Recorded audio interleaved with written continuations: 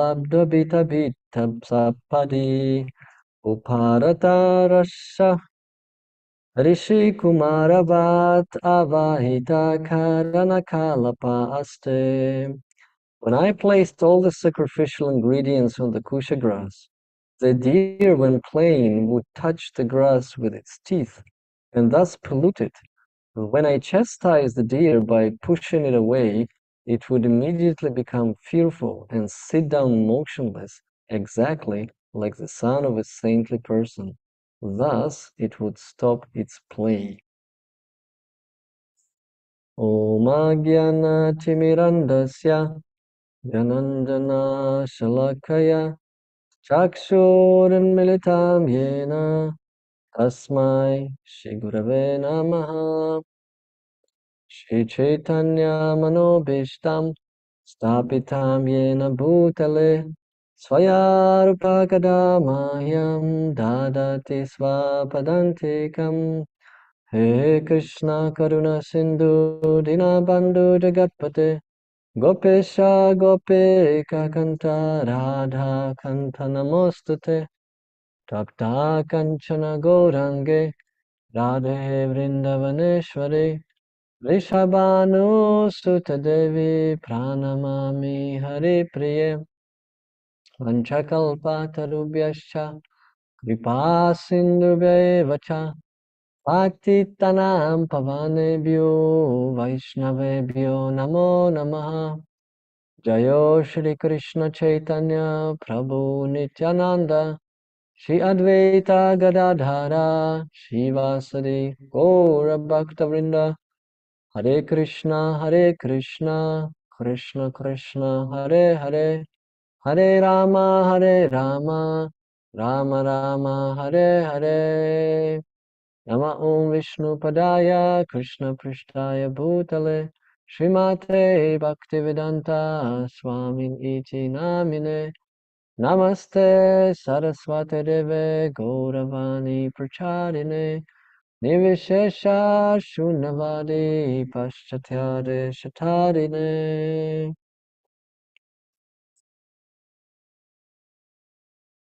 Hare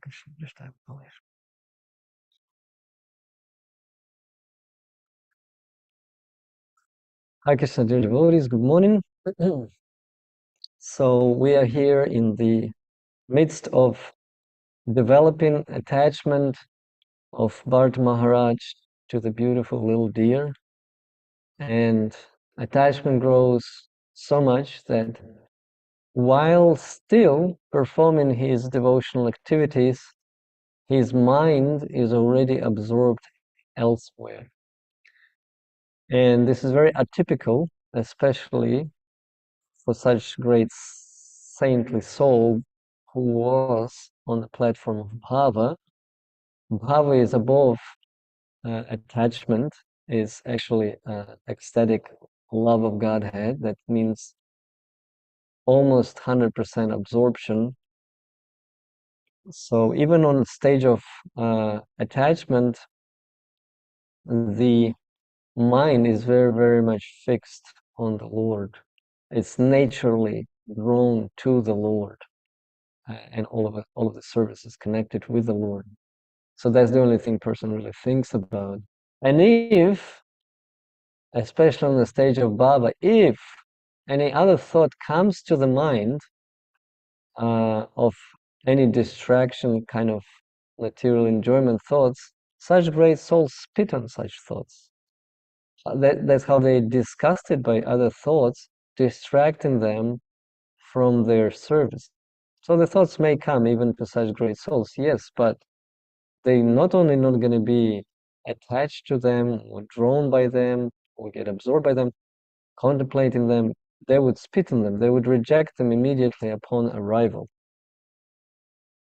And of course, we know those verses in Srimad Bhagavad Gita from the second canto, how such attachment to material objects is developing in our hearts. Those are verses 62 and 63.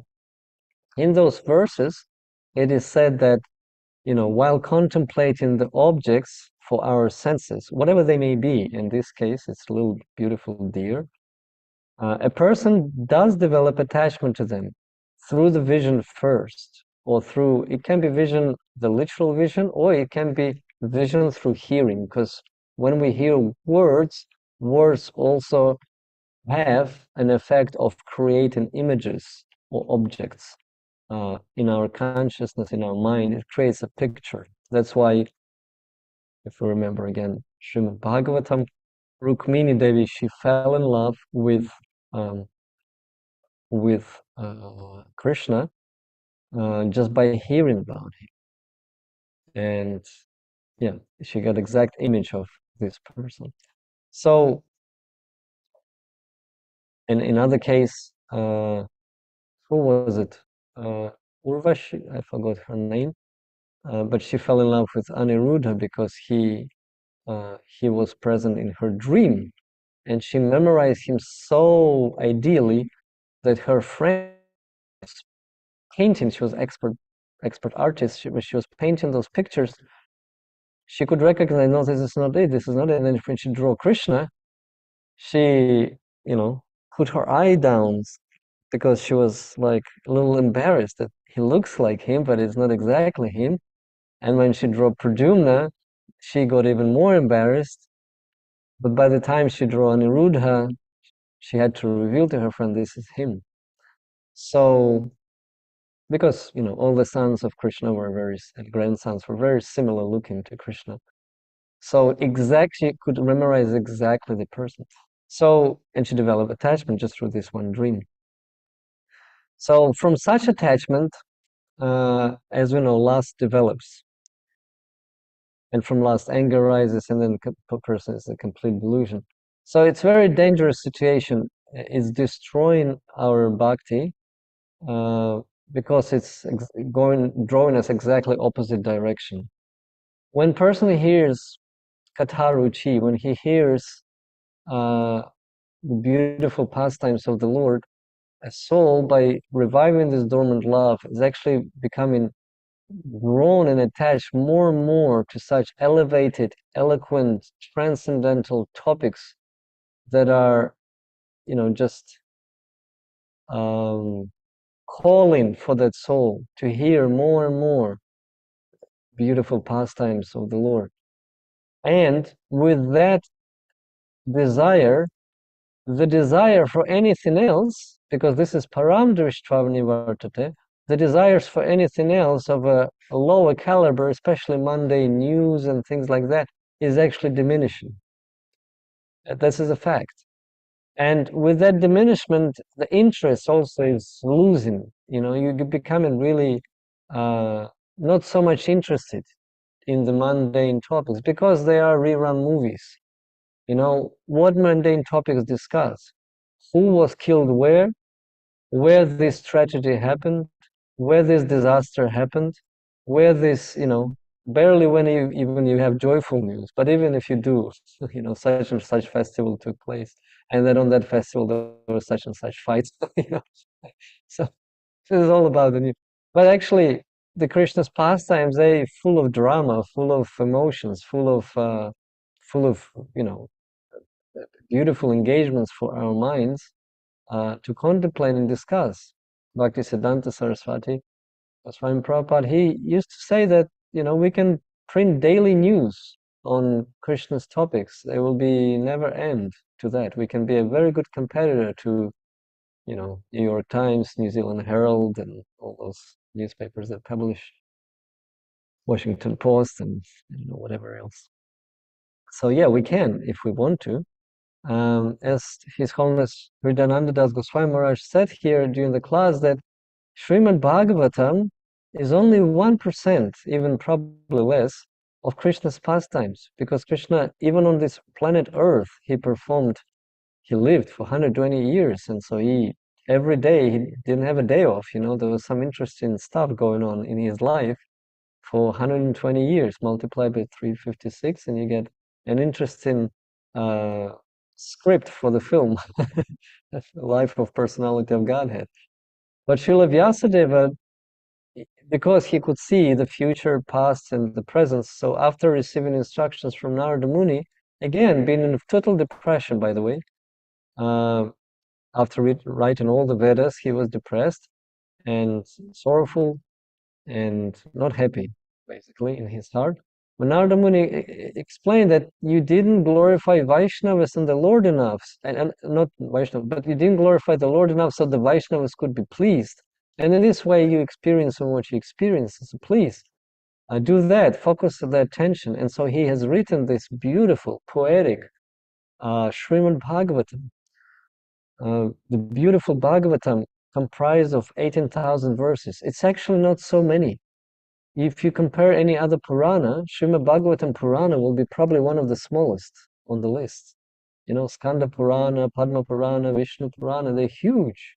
Some of them are 300,000 verses. Srimad Bhagavatam is only 18,000.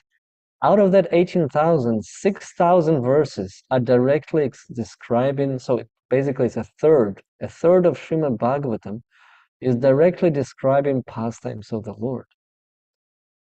It gives us a clear indication of what's the most important in that Srimad Bhagavatam, the 10th canto. But nonetheless, everything else is also a preparation for that 10th canto. The first and second cantos of Srimad Bhagavatam, they're teaching us how to meditate properly on Srimad Bhagavatam, how to study it, how to approach it. Those considered at the feet of the Supreme Personality of Godhead. By the way, I did mention it in one class, maybe you don't remember that in Srimad Bhagavatam there are so many beautiful verses, and actually the rhythms are quite different. Usually the Puranas are written in like 3 or 4 Sanskrit rhythms, whereas Srimad Bhagavatam, if I'm not mistaken, has 16 or 18 or maybe even more different rhythms, where some of them are extremely poetic Sanskrit. So, for example, you know the famous verse, the Tavakatamrita verse. So if you hear the Tavakatamrita verse, it's called a Hamsa style, Hamsa rhythm. It's like it's like a swan that flows from one side to the other. So it sounds like a melody, right? Tavakatamritam Tapta Jivanam Avibir Iditam Kalmasapaham Shravanamangalam Srimad Atatam Vigrinantiye Buddhida Jana. How beautiful, even to hear. Just please understand, Srimad Bhagavatam, when Shukadev Goswami is describing Srimad Bhagavatam to Maharaj Parikshit, they both are in samadhi. One is in a samadhi of seeing the pastimes of the Lord. He didn't just remember them. While he was saying those verses, he was fully absorbed in seeing. Rishis mean seeing. So those rishis, like Shukadev Goswami, although he memorized all the shlokas, 18,000 shlokas from his father, Srila Vyasadeva, but he was also seeing those pastimes. And so his heart was overfilled with the love of God, and he was just seeing them and just disclosing them. And Maharaj Parikshit in his exile, he was only adding a few questions. What can you say about this pastime? Can you say about this? And why did the Lord did this? And so he was like navigating through this ecstasy. That's why they didn't need any snacks. They didn't need to stretch their legs. They didn't need to sleep. They didn't even need to drink, especially to drink. Maharaj Parikshit already had his lesson while experiencing thirst and drinking a little bit of water in Shaunaka Rishi's cabin. Not Shaunaka. What's his name? Shaunaka Rishi, right? Samyaka Rishi. It's the Brahmana where he wanted to drink the water. You know, he got into trouble, so he didn't want to drink any more water, just to get disturbed from hearing and absorption of in Srimad Bhagavatam. But here in this verse, we're seeing that Maharaj Bharat, while performing and still kind of understanding, he didn't lose his plot completely at this point. He still understood this is wrong. The deer is mooching. He's biting my kusha grass, which is, a special grass needed. By the way, thank you, Charaka Prabhu, for providing us real kusha grass on which we are worshiping the Lord on the altar every day. Have a few of those kusha grass mats. This is a very special grass. It doesn't warm your feet. It doesn't chill your feet. It's like a medium sensation for the feet that is like very neutral and it's very clean. Just while standing on this, you feel you're standing on something clean. So when this kusha grass was bitten by the little mouth of the deer, he understood this is wrong. This is not according to Shastra. So he stopped him. And he was powerful. He was a kshatriya before. He had Shakti, when he shouted at the deer, or however he stopped him, the deer frozen, it was afraid. But look at those verse. He calls him, let me go back to the verse. He calls him a special name, a son, like a son of a saint, Rishi Kumaravat. That means an indication that he's losing his plot now because he's comparing a deer to what he is not. That unfortunately happens to every human being when we fall in love with whoever and whatever. It doesn't have to be a human being, yes.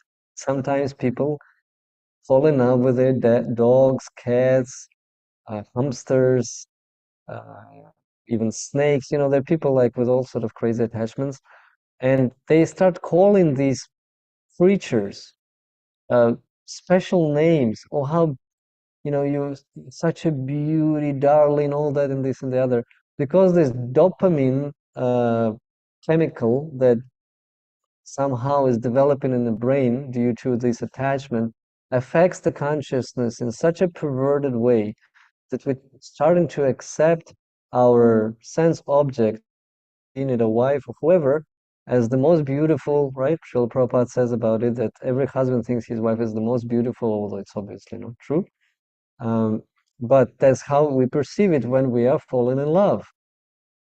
And if we fall in love with the wrong object, not the personality of Godhead, not the devotees that are attached to the personality of Godhead with all their hearts, then our consciousness get distorted, and so we perceive the reality in the wrong way, not objectively. And we started to glorify excessively somewhere where those qualities are not manifested, where this beauty is not manifested fully, and so forth. There are some, of course, there's some little part of the beauty because we're all connected to the Lord, but the glorification directed to the wrong channel. So when there was this yagya on which all this, Yudhishthira Maharaj's yagya, he had to horse sacrifice. He had to establish who to worship first, who is deserved of the proper glorification, right? And Sahadev, he immediately explained, as a knowledgeable person in the Shastra, he said, Krishna is the object of our worship and meditation, and putting all that glorification that we want. If we go that direction, we will not be wrong. Even though there were senior to Krishna devotees and rishis present, Narada Muni, there were so many, there were so many Agastya Muni. There was a list of all those munis and rishis that were Vyasadeva, Srila Vyasadeva. There were so many worthy persons to glorify. Yet Sahadev clearly said, Krishna is the one that deserves all our attention and worship. If we do that, then everybody will be satisfied, right? And of course, those who are envy, like Shishupal, they start hissing like snakes. How dare you point to this person who is not even belongs to any varna? He is that and this, and it's just all those hatred and envy just started to pour out of his crow-like mouth. And Bhima was shaking with anger. He was holding his sword and shaking. Can you imagine? He had a anger management problems in general, actually. You know, so much so that even Maharaj Parikshit was asking in one of the verses in Srimad Bhagavatam, was asking, did actually Bhima overcome his anger? He was quite concerned. How, how can you, develop a perfect stage of consciousness if you have some anger management problem? But because he was a devotee, he did manage it. Anyhow, he was so shaken, he was just about to cut his head off. But Krishna knew, this is a trouble because, the whole yagya will be spoiled and Maharaj Yudhishthira, all his efforts, it's just wrong. So he just did his Sudarshana Chakra, very nice blazing laser operation, which just sealed the neck immediately after taking it off, so not even a drop of blood fell. So this is the right object, Krishna, the Supreme Personality of Godhead, all attractive Lord. He's Swayam Bhagavan. He possesses all the opulences. Whereas the deer or anything else really is wrong. And then if we fall in this Maya, then for us it's Rishi Kumaravat, exactly like the son or disciple of a saintly person. We start putting the wrong names to such sense objects, and this is very dangerous situation, right? We can see especially how this modern day world is promoting these unnecessary attachments and how easily they trigger our attachments to such objects, not necessarily life objects. It can be any objects that are, have no life force. If we go to eBay, or in New Zealand, the most famous one, I remember it very clearly, trademe.co.nz. Everyone is on trademe.co.nz. Everybody's trading whatever. I bought myself a few like mountain bike and some other things very cheaply, very nice. It can be used very nicely in social service. But what happens there is, of course, you can just buy it with a set price. And sometimes people sell it on as an auction, and that's more popular on both eBay and TradeMe. And so what happens is exactly you can see this process. A person sees, he puts his bid, and sometimes you can even set the automatic bidding. So if somebody puts higher price, you can set it. Your price will be automatically, it will bid out the person, and it goes to the cap that you put in terms of your maximum price you're willing to give for this object, whatever that is, for the thing. And so because you got attached, you already looked, let's put the bike as an example. Oh, how this bike looks, it's a mountain bike, it's got very nice wheels, it's got a very nice, what do you call them, softeners and these things, that thing.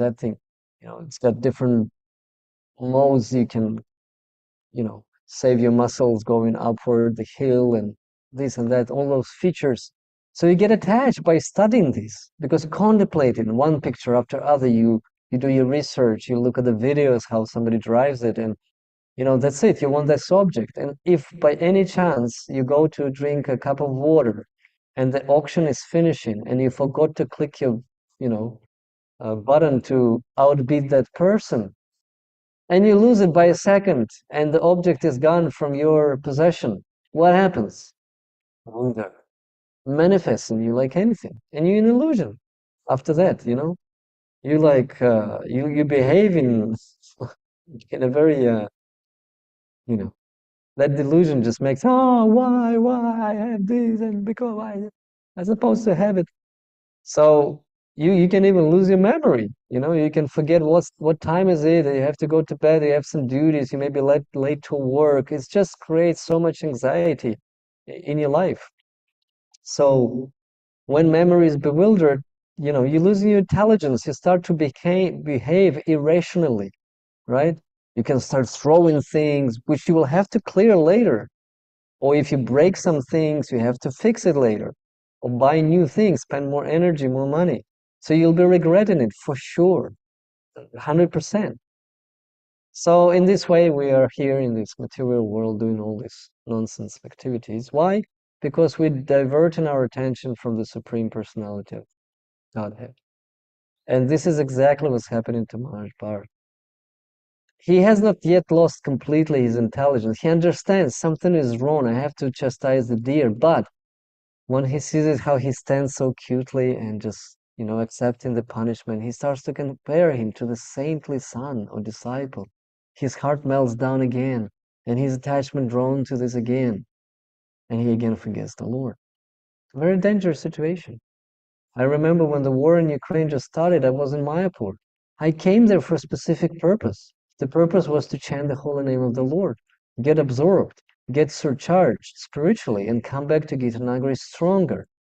But because of my attachment to my friends, to my, even country to a certain degree, a family there, it became so disturbing, such big disturbance to the mind. I was watching news every single 15 minutes or so. I was watching the threads. Now this happened. Now this happened. Now this happened. In the Holy Dham. What the heck? I was understanding this is wrong, and I couldn't do anything about it. I was attached to this process of understanding what will happen to my friends, like I could affect this in any way. Okay, to a certain degree, we could coordinate the migration and helping devotees. Yes, that was devotional service.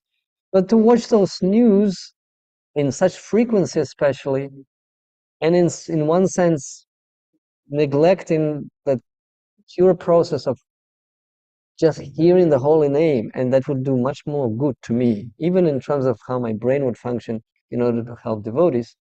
That was extremely difficult to manage. Not only then in Mayapur, but even through the next year or so. And it's exactly the same situation. We should not judge Bharat Maharaj. We are actually not even close to his level in terms of bhava, most of us, I'm for sure. And so we have to acknowledge this and make a conscious effort to counteract that tendency. And with that, we need some determination, some nice association, some good examples, and also comparison. We have to trick our minds. How we can trick our minds? For example, if we attach to news or whatever, we should trick our minds to detach ourselves from this by doing a detoxication. That means not using phone or PC for a few days, or not using it apart from the Zoom class of Srimad Bhagavatam.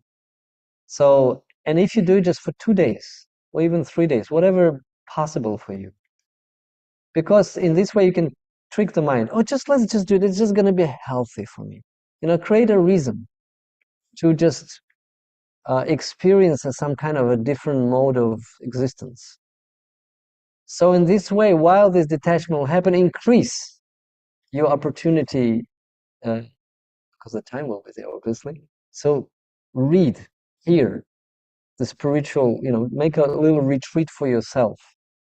Take shelter of the Supreme Personality of Godhead, pastimes, and, Katharuchi. And then, just in these 3 days, your intelligence, your buddhi will develop to certain ways that you would be able to counteract it and minimize it and lose taste for the mundane news much more.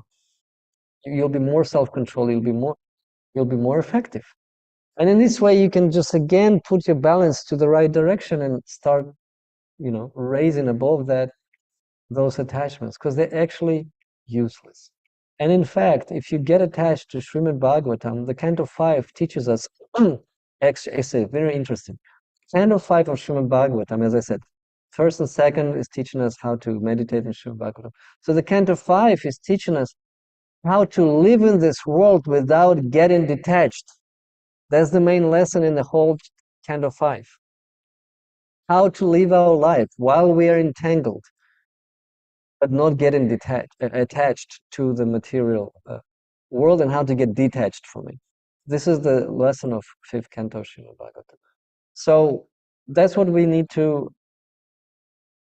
meditate for and aspire for, and take shelter of respective cantos also for certain area where we're struggling perhaps more. Every canto has its certain topic or theme that it helps to help conditioned soul to work with.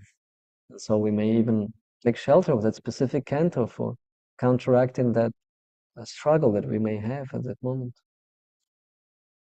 So I would like to stop here. We have 15 more minutes to discuss. If you have any questions or contributions to devotees, please share your wisdom.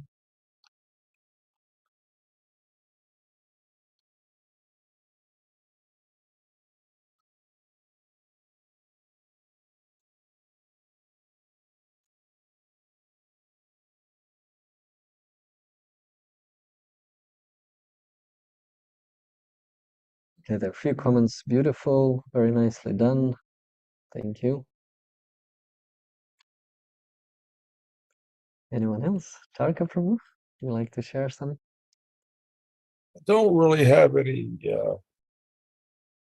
question or comments that immediately come to mind.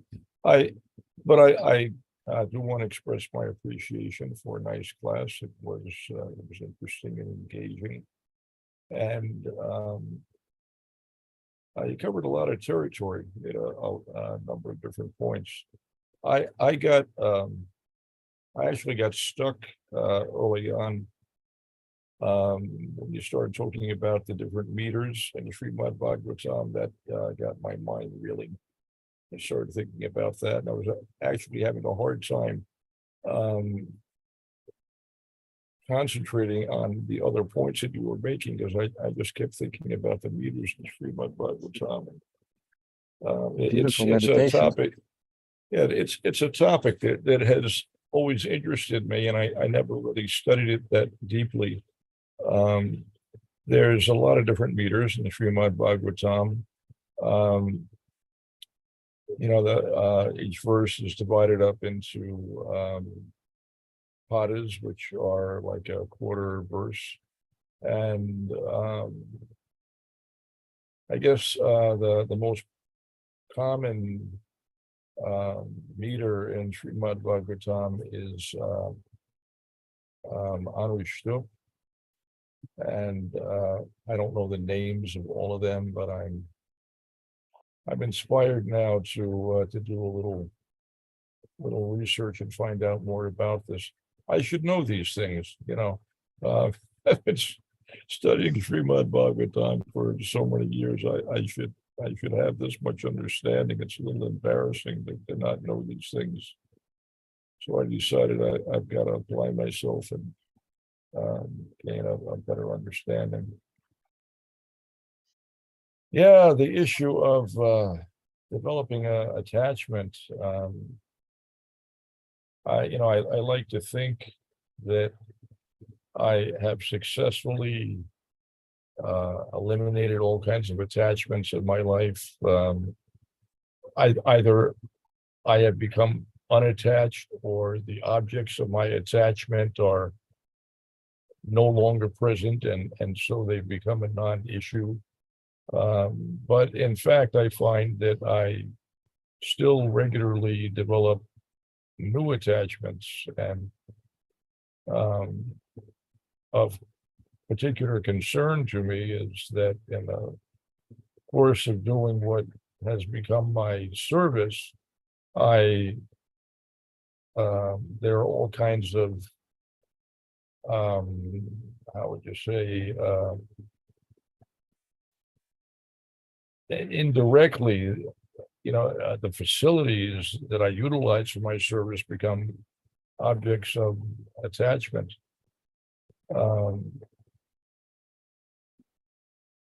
And mostly, I'm using a PC, and so I'm listening to these descriptions about Bharata Maharaj having such affection for this deer, and describing him in terms that it's almost embarrassing. I think particularly it was Srila Vishwanath Chakravarti Thakur speaks about the earth being blessed by the footprints of the deer. Maharaj Parikshit is thinking in that way, and I find that I have sometimes described to devotees that my VC is like my most the dearmost possession in my life. I regard it as like the most valuable thing. Really, though, what makes it valuable for me is that I have the database on my PC, and that's my greatest attachment. That I will always describe as being, for at least from my perspective, singly the most valuable thing in the three worlds. I have a profound attachment for that, and I don't think that's a bad thing. I think there are different types of attachments, and broadly they can be categorized as those that are advantageous and those that are deleterious. And I think to be attached to devotional service, to be attached to Vaishnava literature, the association of devotees, there's all kinds of attachments that are Spiritual. yeah, they are positive. They help us along. Some of them at some stage it may be appropriate to cultivate detachment from them, but at least at some stage they help us to progress.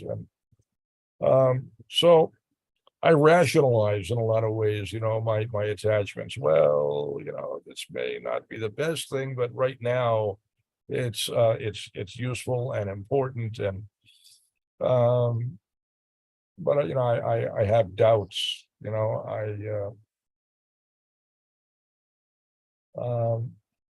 Anyway, I'm thinking out loud here. These are just some things that go through my head. I'm concerned, I'm at the fag end of my life. I can literally leave my body at any time. I don't particularly want to come back here. I'm pretty well fed up with material life. And I worry about, any attachments that might bring me back here again, and possibly to a situation that is unfavorable or less favorable. So, I'm concerned about attachments. And how do I deal with that? I'm not sure there really is any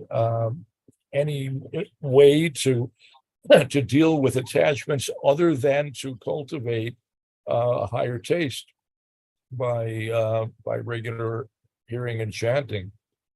Just lots of hearing and chanting as much as possible, and the more the better. And so we've had a few discussions during Srimad Bhagavatam class between myself and Sarvatma Prabhu over the issue of when to end Srimad Bhagavatam class. And personally, I hate to see it end. I want to hear as much as I possibly can, because for me, this is the medicine that's going to save my life, and it's critical. I regard it as extremely critical. I don't want to miss anything, and I want as much of that medicine as possible.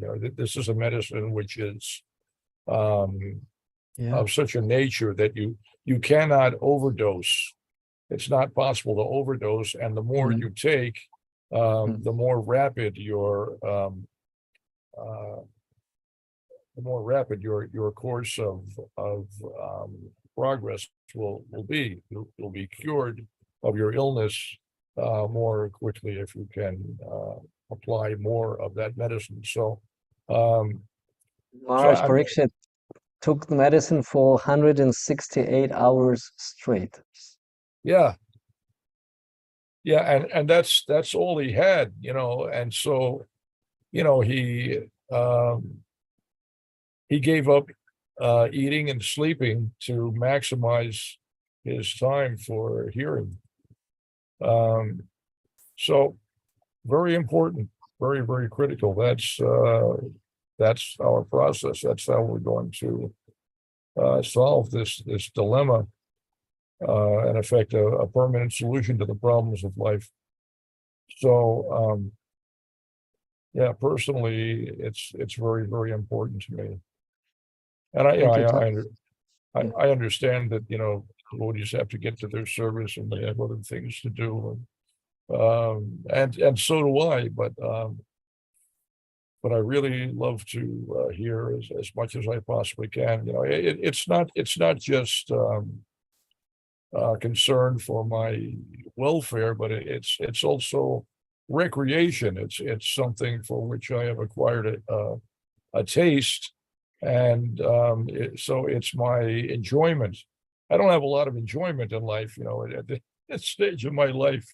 There's not a lot left to enjoy. I can't eat very much. Other types of sense gratification are out of the question. I'm not very mobile. I can't get out and do things. I don't really have any social life. Don't watch movies or, what is there? My sense gratification is, I honor what is a pretty small quantity of prasad each day. And, I relish the nectar of the holy names and Srimad Bhagavatam. That's all I've got. But that's perfect life. enough. That's enough. It's good. It's great. And, but, but I'm hungry for that. I want all that I can get. So, anyway, those are some of the thoughts that come to my mind. And, forgive me if sometimes I appear to be, dragging things out and beating a topic to death. But I just hate for Srimad Bhagavatam to end. I just want to keep the nectar flowing. It's all I have, and it's precisely what I need, as much as I can get. So thank you very much for a nice class. It was good on every level.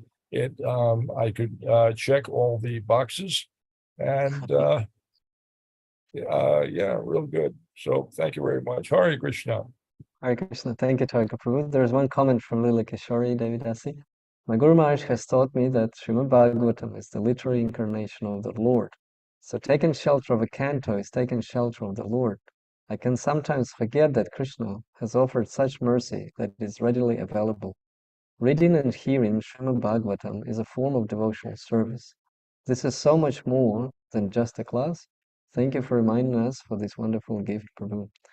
Yes, thank you, Lila Kishori. This is very important point that it's true also historically that when Krishna left this planet and it's been compared like a sun set on the horizon, that at that same moment, Srimad Bhagavatam has arisen as a sun that still continues, give that light to all the conditioned souls through remembering and hearing about Krishna. So in this way, it's very, very true.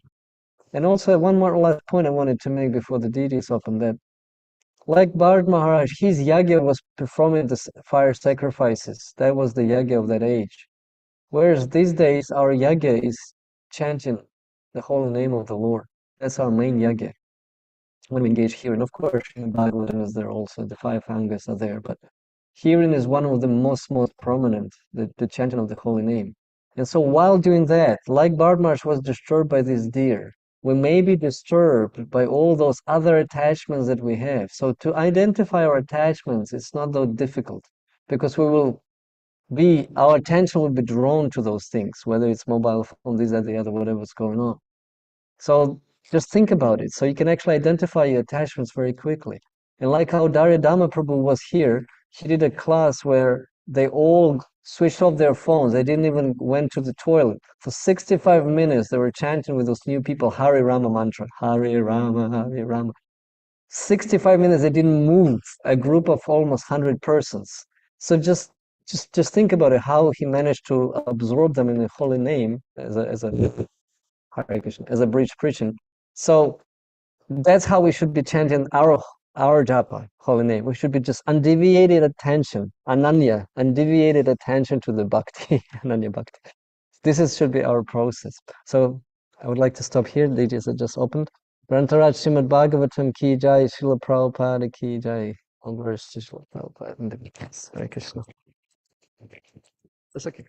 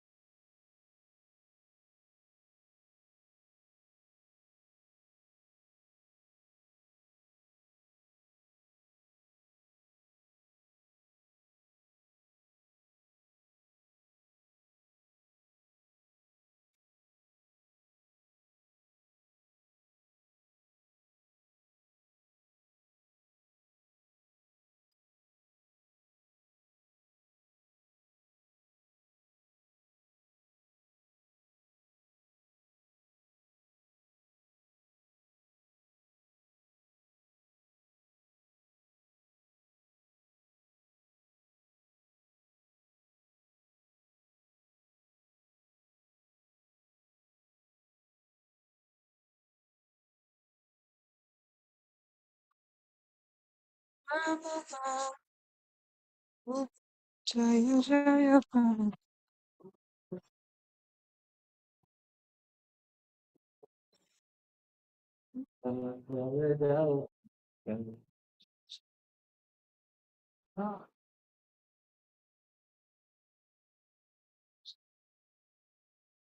Jaya Jaya Prabhu Prabhu Prabhu Jaya Prabhu.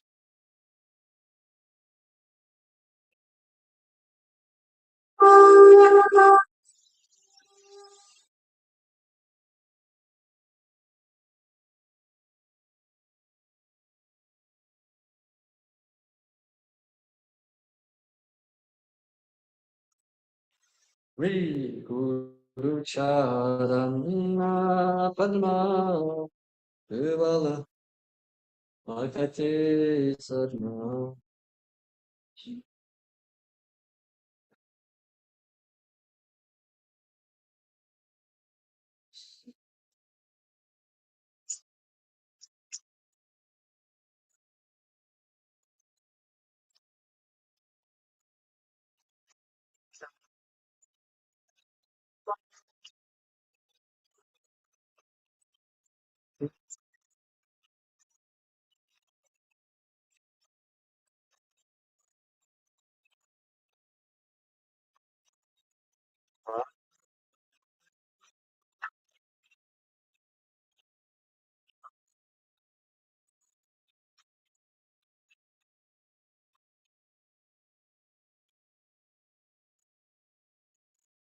Bandhamurita Vardhana Mate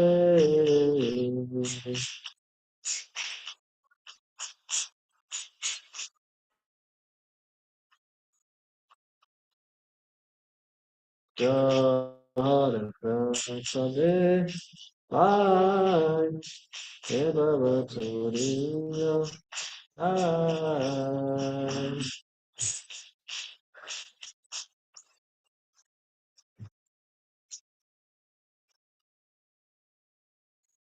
Jara Prasade Vai Devavatoriya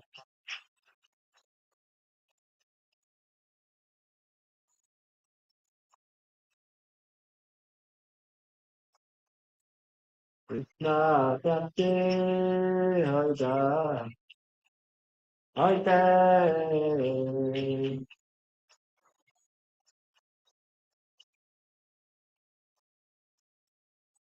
Krishna Prabhupada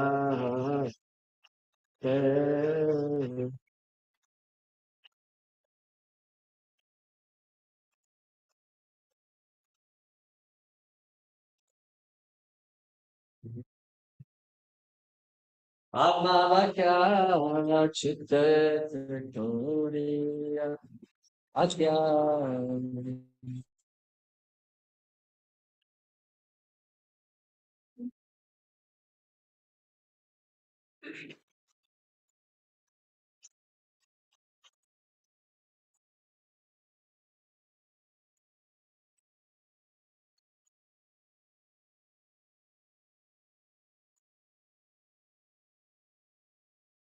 Anakori Yoma Asha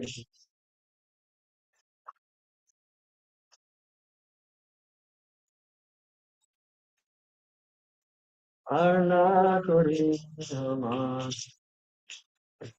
Asha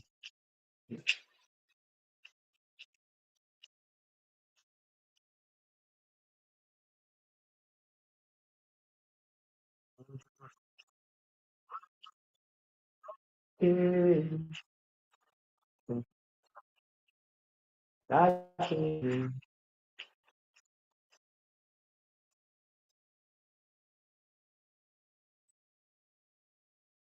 Nadashi Virpasure Sarva Asha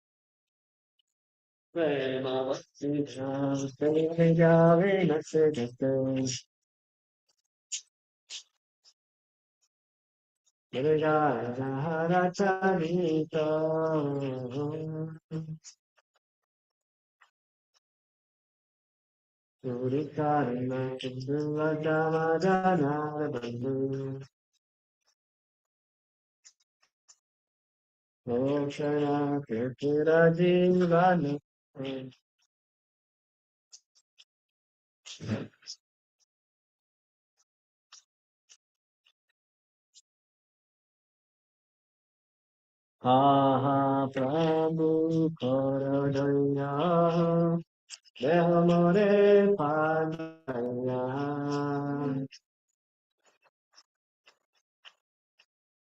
Vedaya Sri Bhavana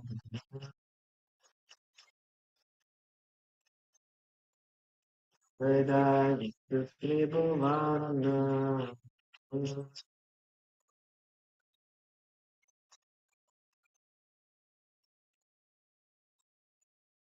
Jaya Prabhu Pada Jaya Prabhu Jaya Prabhu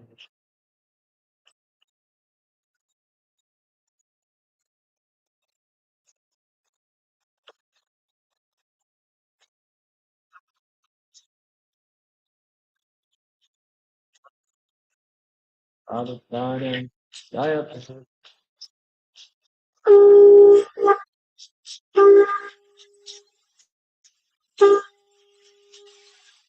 Jaya Jaya Prabhu Prabhu Jaya Prabhu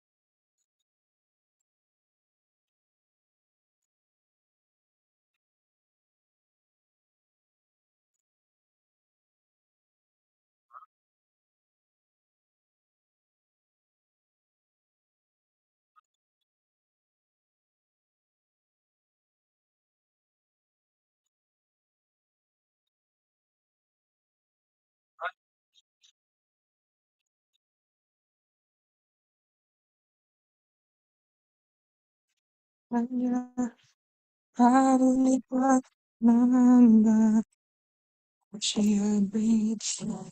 Yadha, she